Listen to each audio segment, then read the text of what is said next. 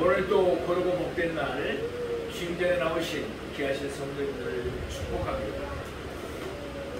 올해 참으로 유난히 무더운 여름입니다. 그러나 이제 이 무더운 날씨도 서서히 가고 있습니다. 오는 14일이면 이제 말복입니다. 그리고 다음 주 26일날 보니까 처서입니다. 가을이 가까이 오고 있습니다. 우리 모두 다 하나님의 구름기둥 아래 여름을 잘 이겨내고 평안히 보내시기를 축복합니다. 오늘은 마가복음 8장 31절에서 33절 말씀을 공부하고 사역의 본질을 밝히신 예수님 이란 제목으로 말씀의 은혜를 나누겠습니다. 예수님께서 그의 제자들을 데리시고 갈릴리 북쪽에 있는 국경지대 빌립보 가이사라 지방으로 가셨을 때입니다. 그곳에서 예수님은 그의 제자들을 시험하시려고 먼저 그들에게 이와 같이 물어보셨습니다. 사람들이 나를 누구라고 하느냐? 예수님의 제자들은 사람들의 견해를 세 가지로 요약해서 대답했습니다. 더러는 세례 요한이라 하고, 더러는 엘리야라고 하고, 더러는 선지자 중에 하나이다. 그 당시 사람들은 예수님께서 죽은 자 가운데서 살아났다고 보았습니다. 사람들은 예수님이 죽은 자 가운데서 살아났기 때문에 그와 같이 초인적인 능력을 행할 수 있다고 보았습니다. 이렇듯 사람들은 예수님이 행하신 놀라운 기적들은 부인하지 않았습니다. 그렇지만 사람들은 예수님을 그리스도로 보지를 않았습니다. 사람들이 예수님을 그리스도로 받아들이지 않는 것은 두 가지 이유가 있었습니다. 하나는 그들이 생각하던 그리스도와 예수님 사이에는 너무나도 많은 차이점이 있었기 때문입니다. 또 다른 하나는 그들이 유대교에서 출교를 당할까봐 두려워하였기 때문입니다. 그래서 사람들은 예수님을 그리스도로 믿지를 않았습니다. 그 대신 사람들은 예수님을 그리스도보다 앞서 하늘로부터 보내심을 받은 선지자로 여겼습니다. 예수는 다시금 그의 제자들에게 물으셨습니다. 너희는 나를 누구라고 하느냐? 이때 베드로가 모든 제자들을 대표해서 이와 같이 대답했습니다. 주는 그리스도이십니다. 아멘. 사람들은 예수님을 그리스도보다 앞서 보내심을 받은 선지자로 여겼습니다. 그러나 예수님과 예수님의 제자들은 예수님을 그리스도로 믿었습니다. 예수님은 그의 제자들로부터 신앙 고백을 들으신 후에 그들에게 자신이 그리스도이신 것을 아무에게도 말하지 말라고 경고하셨습니다. 아직은 예수님의 십자가와 예수님의 부활이 있기 이전이었습니다. 복음의 내용이 완성되지 않았기 때문입니다. 만일 그 상태에서 예수님은 그리스도이심이 사람들에게 알려지면 어떻게 되겠습니까? 사람들은 기껏해야 예수님을 병 고치는 사람, 또는 놀라운 이적을 행하는 사람 정도로만 여길 것입니다. 그러나 그것은 예수님이 이 땅에 그리스도로 오신 목적이 아니었습니다. 예수님이 이 땅에 그리스도로 오신 목적은 자기 목숨을 많은 사람의 대속물로 주려 하심이었습니다. 그래서 예수님은 십자가를 지시며 부활하시기 전까지 자신이 그리스도임을 아무에게도 말하지 말라고 그의 제자들에게 경고하셨습니다. 그 대신 예수님은 오늘 본문에서 그가 그리스도로서 하셔야 할 사역을 분명하게 밝히셨습니다. 예수님의 제자들까지 그리스도를 잘못 이해하면 안 되기 때문이었습니다. 그러면 이제부터 오늘 본문의 말씀을 세 대지로 나누어서 자세히 상고해 보고자 합니다. 첫째로 그리스도의 본질적인 사역입니다. 마가복음 8장 31절 말씀입니다. 인자가 많은 고난을 받고 장로들과 대제사장들과 서기관들에게 버림받아 죽임을 당하고 사흘 만에 살아날 것을 비로소 그들에게 가르치시되. 아멘. 오늘 본문에서 예수님은 자신을 인자라고 부르셨습니다. 이는 말 그대로 사람의 아들이라는 뜻입니다. 예수님은 하나님의 아들이시며 사람의 아들이십니다. 그러니까 다시 말해서 예수님은 하나님이신 동시에 사람입니다.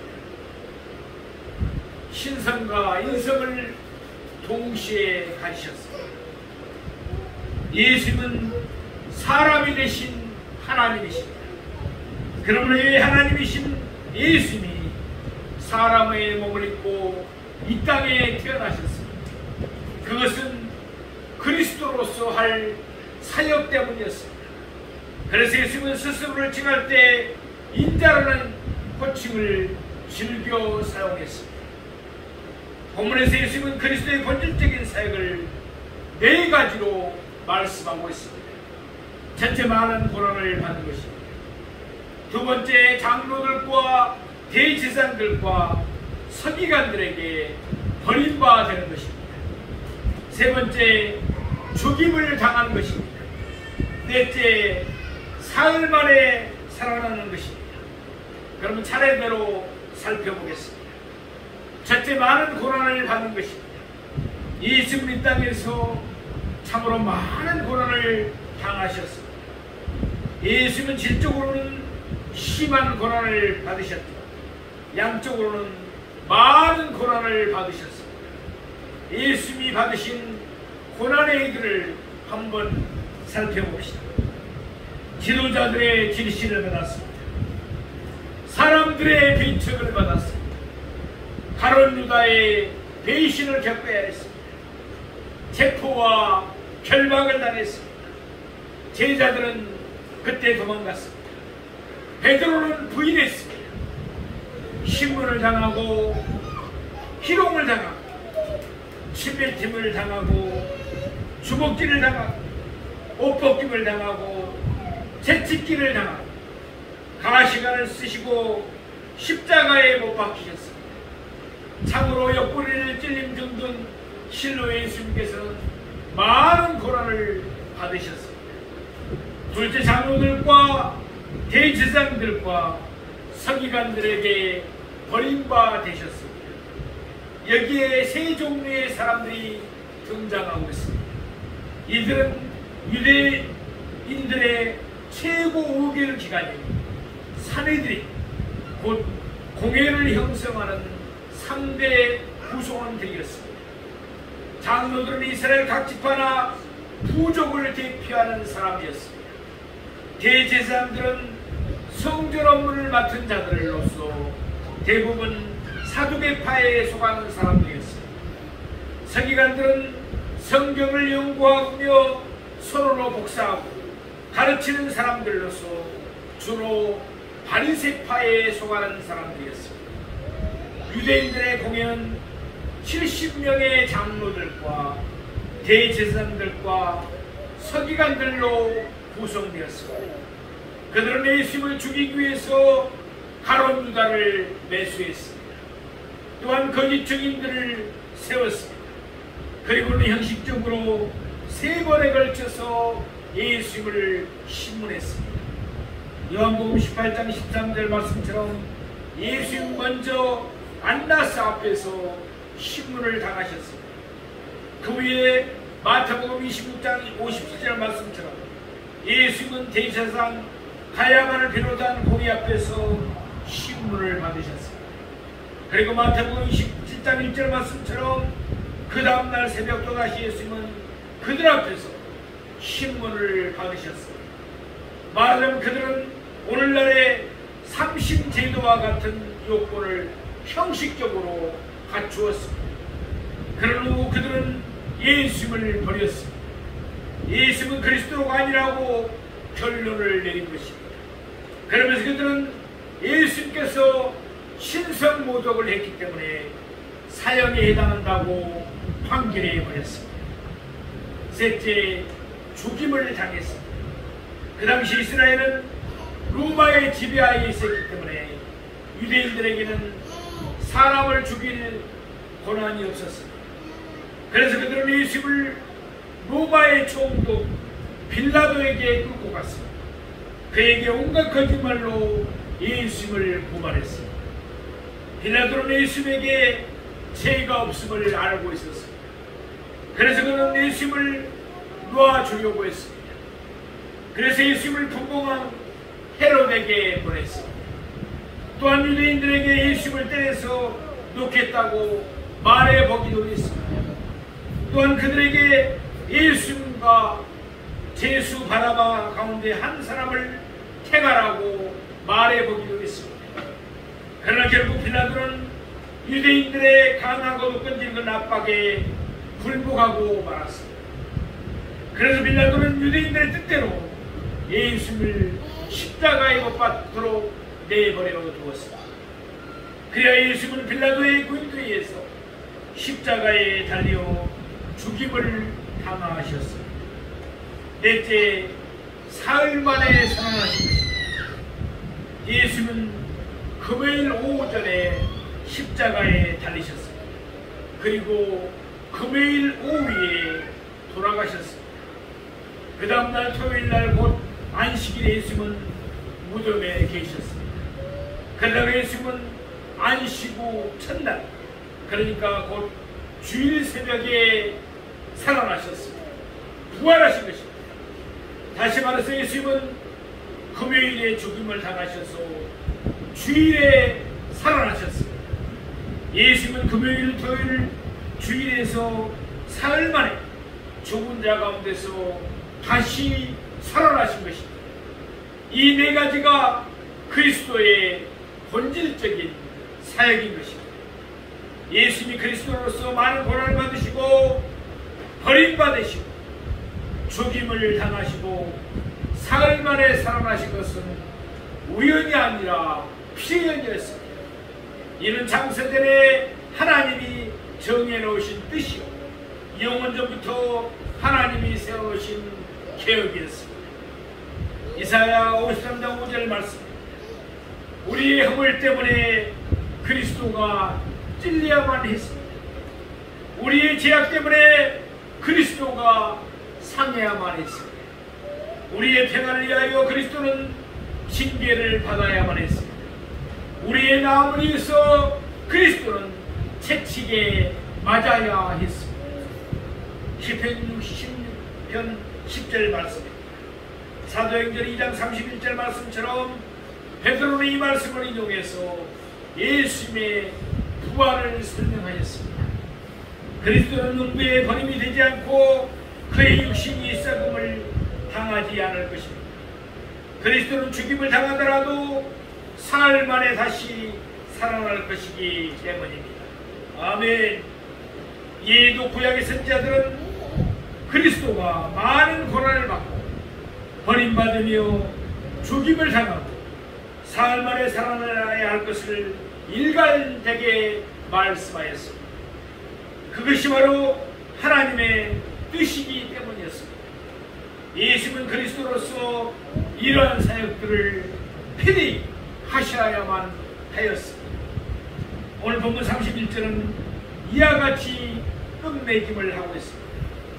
비로소 그들에게 가르치시되, 이때부터 예수님은 비로소 제자들에게 자신이 그리스도로서 하셔야 할 본질적인 사역이 무엇인지를 분명하게 가르치셨습니다. 마가복음 9장 31절에서도 또한 마가복음 10장 33절에서 34절에서 예수는 계속해서 똑같은 가르치심을 그의 제자들에게 주셨습니다. 두 번째, 베드로의 항례입니다. 우리는 본문 마가복음 8장 32절 말씀을 보겠습니다. 드러내놓고 이 말씀을 하시니 베드로가 예수를 붙들고 항변하매. 예수는 자신이 그리스도로서 행해야 할 사역을 드러내놓고 말씀하셨습니다. 물론 마가복음 2장 20절 말씀처럼 이미 예수는 자신의 순환을 밝히신 적이 있으셨습니다. 그러나 그때는 은연중에 묵시적으로 말씀하셨을 뿐입니다. 반면에 지금은 드러내놓고 말씀하셨습니다. 그런데 불쑥 베드로가 예수를 붙들고 항변하였습니다. 물론 다른 제자들도 똑같은 심정이었을 것입니다. 아마도 베드로는 예수님보다 나이가 더 많았을 것입니다. 게다가 베드로는 조금 전에 예수님께 칭찬도 들었습니다. 예수님 베드로가 하나님의 계시를 받았습니다. 예수님이 그리스도이신 것을 알게 된 것이라고 말씀하였습니다. 그러다 보니까 베드로는 마치 자기가 하나님의 대언자로 되는 양 아주 자만했습니다. 그래서 베드로는 예수를 붙들고 항변합니다. 다시 말해서 베드로는 예수를 붙들고 예수를 꾸짖는 식으로 예수님에게 경고했던 것입니다. 먼저 베드로는 예수를 붙들었습니다. 그러나 베드로는 예수님에게 항변했습니다. 마태복음 16장 22절에 그 내용이 나옵니다. 주여 그리하지 마옵소서. 이 일이 결코 주께 미치지 아니하리이다. 베드로는 예수님을 주라고 불렀지만 실제로는 예수님의 말씀에 순종하기보다는 오히려 부인하려고 들었습니다. 예수님의 제자들은 모두가 예수님이 그리스도이심을 믿었습니다.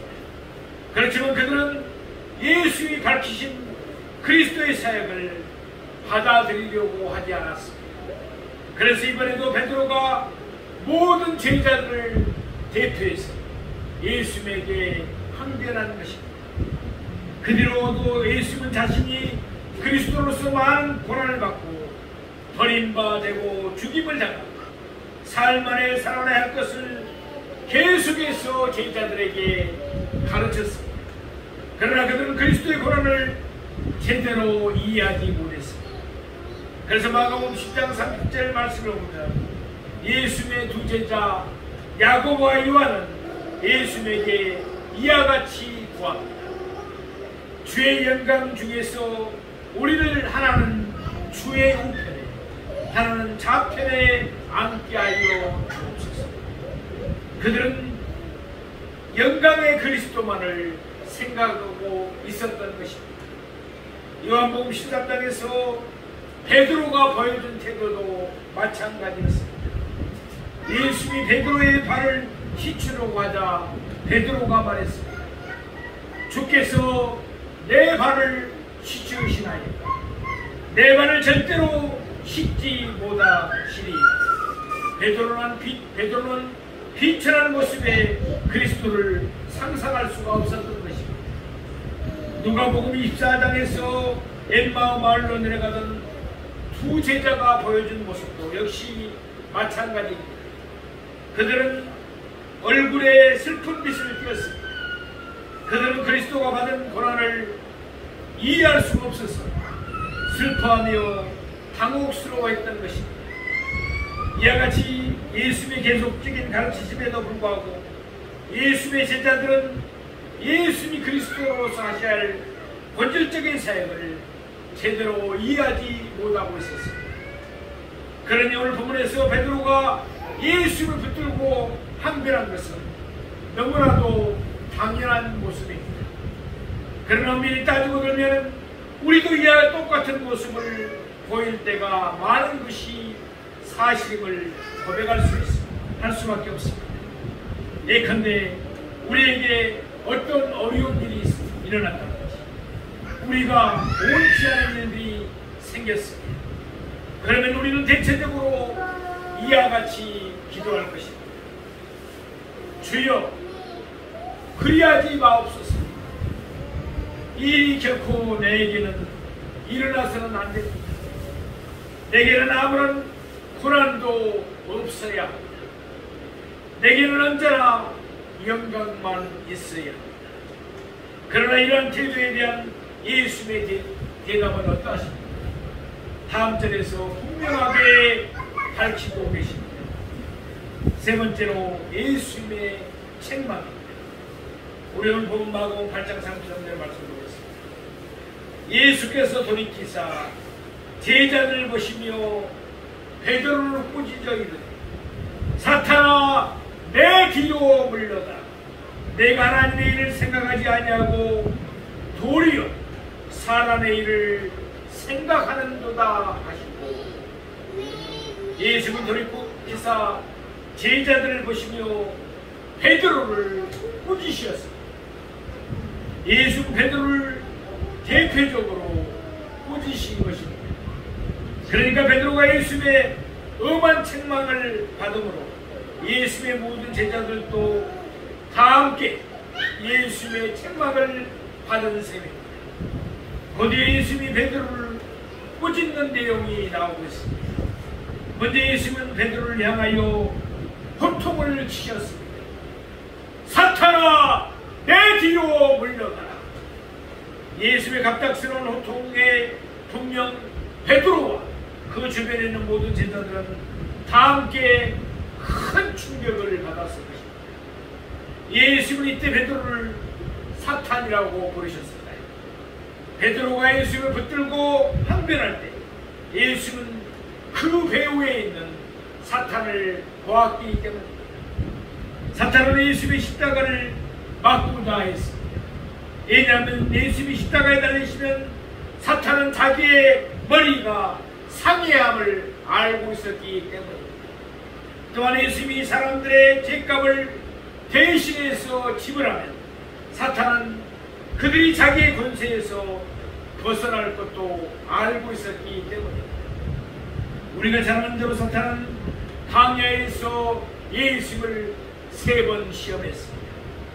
그때 사탄은 예수를 데리고 지극히 높은 산으로 가서 천하만국과 그 영광을 보이면서 말했습니다. 만일 내게 엎드려 경배하면 이 모든 것을 내게 주리라. 사탄은 예수에게 십자가가 없는 영광을 약속하고 예수의 십자가를 막으려 했던 것입니다. 마태복음 4장 10절 말씀을 보면 그때 예수님은 사탄아 물러가라 라고 호통을 치셨습니다. 그리고 누가복음 4장 13절 말씀을 보면 그 이후 사탄은 얼마 동안 예수를 떠나 있었습니다. 그 뒤로도 사탄은 호시탐탐 예수님의 십자가를 막을 기회를 노렸습니다. 그러다가 이번에 사탄은 예수님의 제자들을 이용해서 예수님의 십자가를 막으려고 했던 것입니다. 예수는 그 사실을 아셨기 때문에 이번에도 사탄아 내 뒤로 물러가라 고통을 치셨습니다. 이제 마지막으로 예수님이 베드로를 꾸짖으신 이유가 구체적으로 설명되고 있습니다. 오늘 보면 33절 하반부 말씀을 보시겠습니다. 내가 하나님의 일을 생각하지 아니하고 도리어 사람의 일을 생각하는도다. 아멘. 여기서 예수님의 말씀하신 하나님의 일이라는 것이 무엇입니까? 바로 31절에 나오는 내용입니다. 예수는 그리스도로서 첫째 많은 고난을 받으셔야 했습니다. 두 번째로 장로들과 대제사장들과 서기관들에게 버림받으셔야 했습니다. 셋째로 죽임을 당하여야 했습니다. 넷째로 사흘 만에 살아나셔야 하셨습니다. 이것이 바로 하나님의 일, 곧 예수님이 이 땅에서 그리스도로서 행해야 할 하나님이 영원전부터 정해 놓으신 일이었습니다. 그러니까 하나님의 일이란 한마디로 십자가의 고난을 통해서 영광을 받는 것이었습니다. 이때 베드로가 생각했던 사람의 일이란 무엇입니까? 베드로를 비롯해서 예수의 제자들은 모두가 십자가를 원치 않았습니다. 그들은 영광만을 바랐습니다. 그러니까 사람의 일은 한마디로 십자가 없는, 고난 없는 영광만을 받으려는 것을 말합니다. 사탄이 노리는 바가 바로 이것이었습니다. 베드로는 그리스도의 본질적인 사역을 제대로 깨닫지 못했습니다. 그 때문에 그는 하나님의 일을 생각하지 않고 도리어 사람의 일을 생각했습니다. 로마서 8장 18절의 표현을 빌리면 그는 장래의 영광을 생각하지 않고 현재 고난만 생각했던 것입니다. 그러나 예수의 십자가와 부활이 있고 난 후에 베드로는 완전히 달라졌습니다. 베드로는 사람의 일을 생각하지 않고 도리어 하나님의 일을 생각했습니다.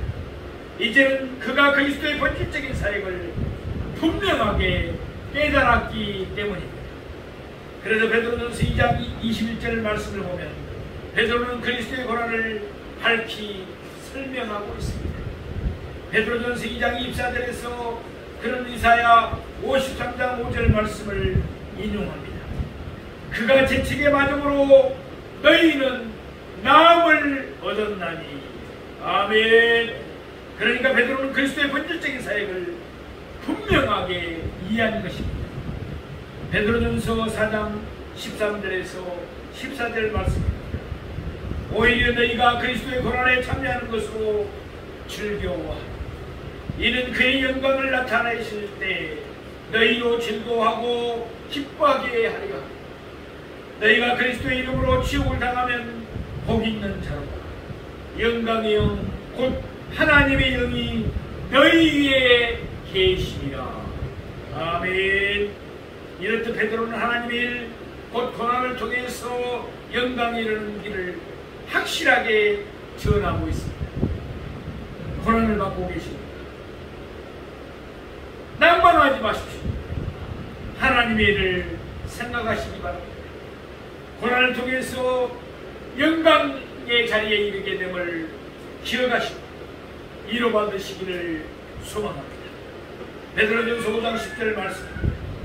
모든 은혜의 하나님 곧 그리스도 안에서 너희를 부르사 자기의 영원한 영광에 들어가게 하시니가 잠깐 고난을 당한 너희를 친히 온전하게 하시니 굳건하게 하시며 강하게 하시며 털을 견고하게 하시리라.